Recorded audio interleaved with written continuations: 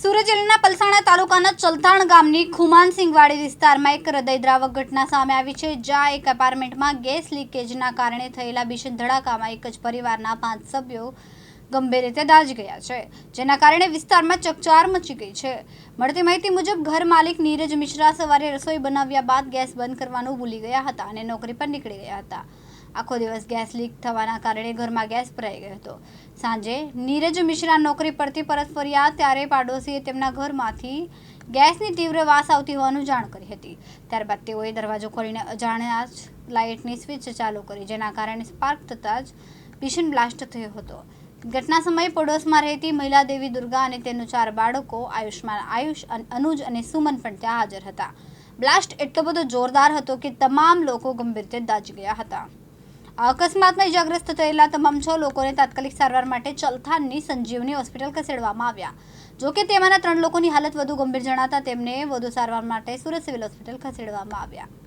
આ ઘટના પછી સમગ્ર વિસ્તારમાં ભય અને શોકનો માહોલ છવાઈ ગયો છે। રોહિત કમલેશભાઈ વર્મા। શું ઘટના બની? हमारा बाजू में पाड़ोसी है, अपार्टमेंट है, खुमानसिंगनी वाड़ी कराड़ा गाम, तालुका पलसाणा जिला सूरत। શું ઘટના બની?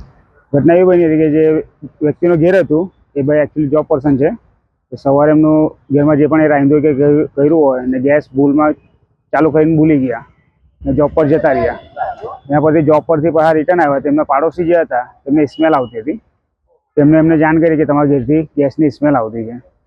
તે એ લોકોએ દરવાજો ખોલ્યો ને ની છૂટકે ભાઈએ સ્વિચ ભૂલમાં ઓન કરી દીધી, એનાથી આ ધડાકો થયો। આ ધડાકો થયેલા છે કુલ કેટલા લોકો? ટોટલ 6 લોકો, કેટલા જેન્ટ્સ કેટલા છોકરાઓ? એમાં એક જેન્ટ્સ, એક લેડીઝ, 4 છોકરાને એક છોકરી ને 3 છોકરા। લોકોને કઈ હાલત ગંભીર હોય છે? એમાં 3 જણની જે વધારે છે, બાકી 3 છોકરા વ્યવસ્થિત છે। હાલત ત્યારે એ લોકોની પરિસ્થિતિ કેવી? હાલ અત્યારે તો ફર્સ્ટ સારવાર સંજીવનીમાં થઈ ગઈ હતી, પછી અહીંયાથી એ લોકોને રેફર કર્યું આપણે સિવિલ હોસ્પિટલ સુરત। રમેશ કંબાંતી, દિવ્યાંગ ન્યૂઝ, કડોદરા।